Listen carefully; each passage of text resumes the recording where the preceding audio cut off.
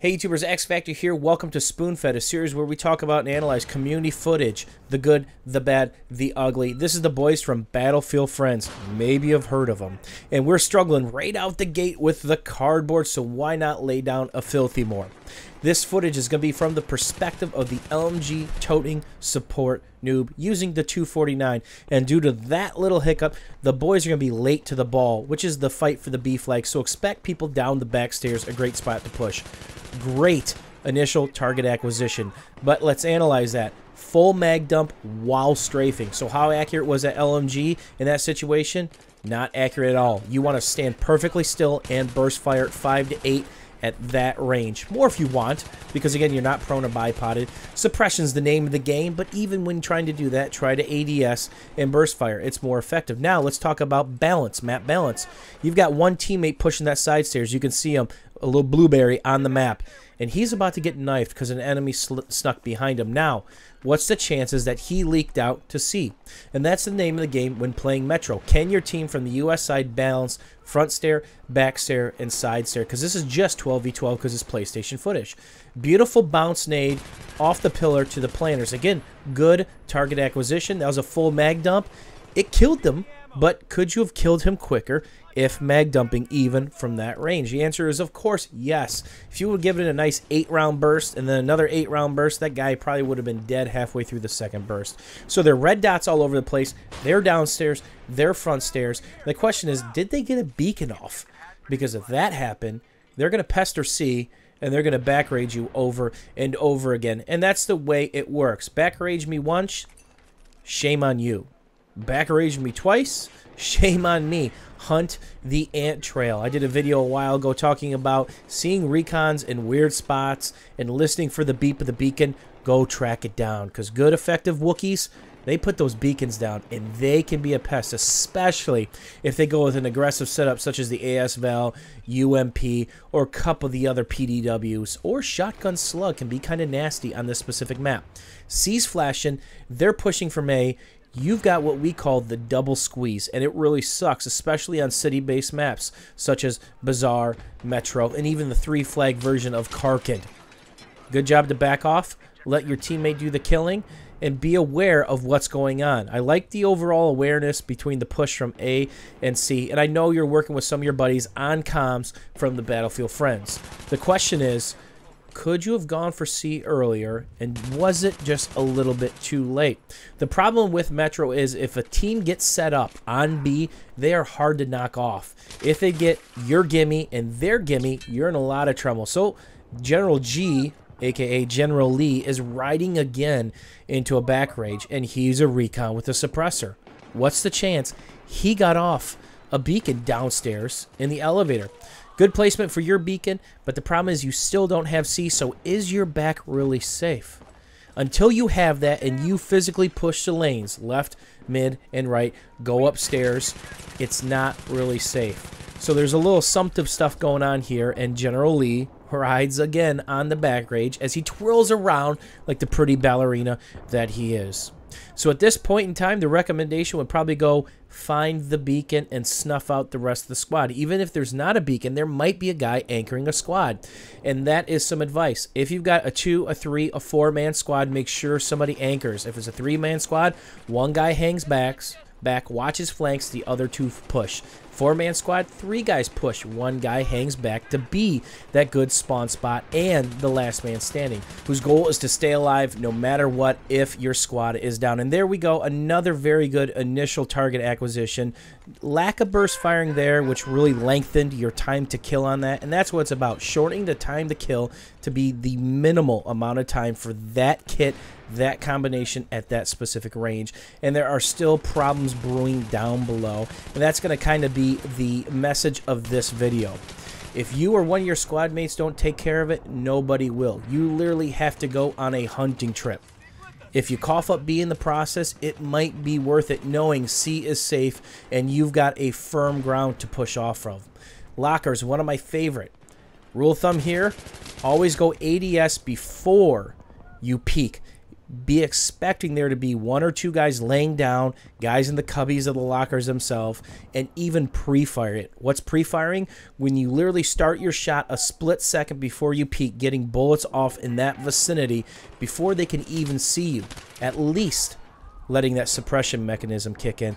And there's yet another back rage again, and there you see it, multiple red dots all over B. These guys are starting to set up now, and that's not what you want, because you literally have to fight your way back upstairs where they clearly have the advantage. Again, good target acquisition, a little bit of mag dumping, and another back rage by the same guy, General G, aka the General Lee, who rides yet again.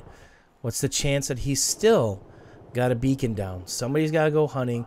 Somebody's got to go fishing. So what's my advice if you're playing with a squad or 3 or 4 guys and you're on voice communication? Spread out. Go 3 and 1. Go 2 and 2. Rewalk all the lanes from C to help clean this up. If somebody dies, they're going to say, hey, I'm dead. I think there's a beacon over in this vicinity.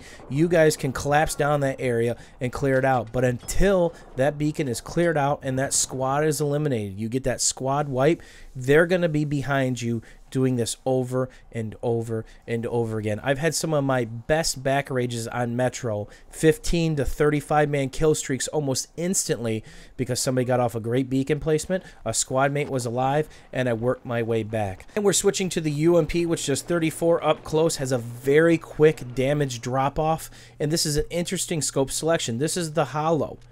Interesting because it has a different sensitivity than the Cobra sight that you just used. The red dot and Cobra have the same sensitivity, up, down, left, and right.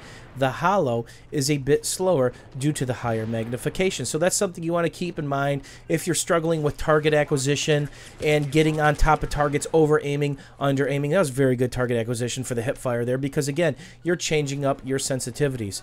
Very good job kind of pillaring here, trying to find out where the guys are at.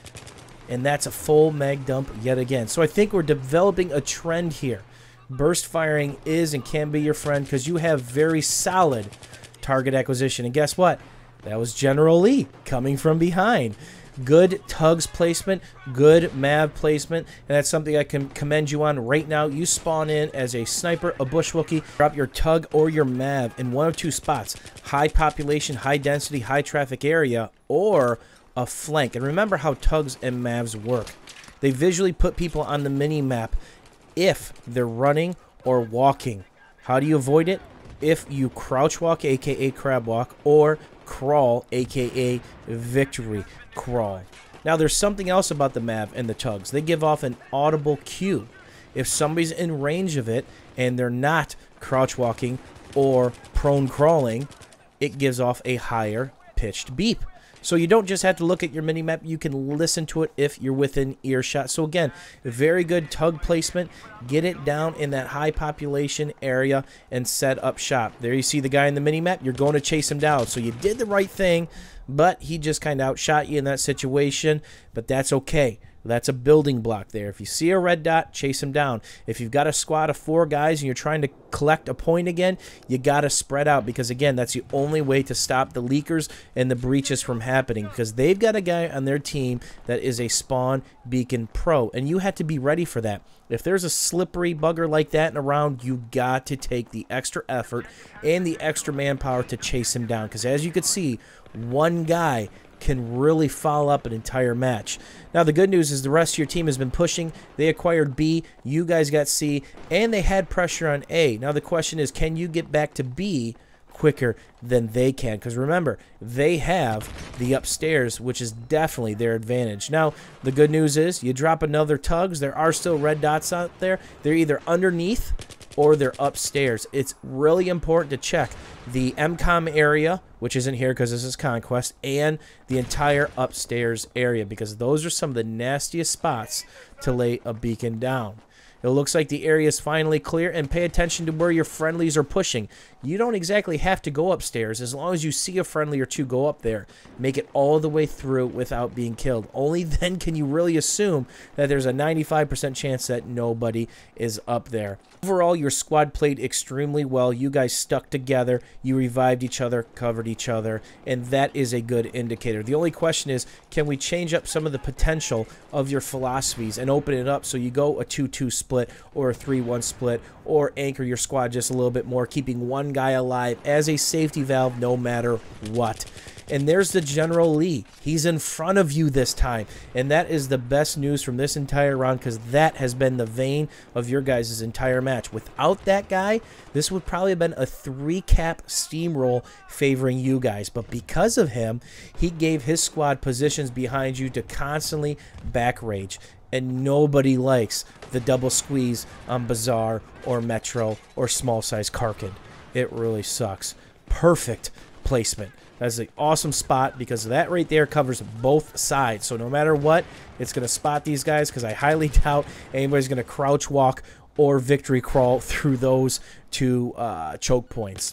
How about a couple grades for this episode of Spoonfed? First and foremost, your initial target acquisition is excellent. As soon as a target presents itself, your first couple of shots are dead nuts, along with excellent recoil control, which are both extremely important. But there is a downfall. There's a third part of that equation. You're bursting, minimizing the time to kill. Every gun, every kit combination is a little bit different. So remember, at the end of the day, burst fire, learn your specific weapon, what round burst at what range, and more importantly, stay still while ADS and standing up. It'll give you the minimum bullet deviation as long as you're burst firing, and can cut in half some of these kills, let alone give you the victory at a higher percentage of the time when the bad guys are shooting back. Your squad played extremely well together, with all of you guys being within arm length or earshot of each other, which is extremely important. The only downside is can we change the dynamic of the way the squad plays when a situation like this presents itself, when guys are breaching lanes over and over again, and the back rage just won't stop. Hopefully you guys enjoyed this very special episode of Spoonfed featuring the Battlefield Friends. And this is a community-driven series, and I need your help. But more importantly, don't forget to dip that potato chip, as seen here, in perfect execution. If you want to be a part of this, I have a few separate rules. Number 1, rush, conquest, or CTF only, 15 minutes or less, or footage at 720p or higher.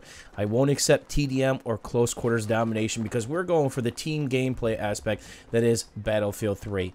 And don't forget to check out the Battlefield Friends YouTube page or their platoon, which I'll link down below. And of course, there is another link to submit the footage on Reddit. As always, thanks for hanging out. If you had a little fun with us, learned something today, don't forget about the old thumbs up. We'll see you soon, YouTubers.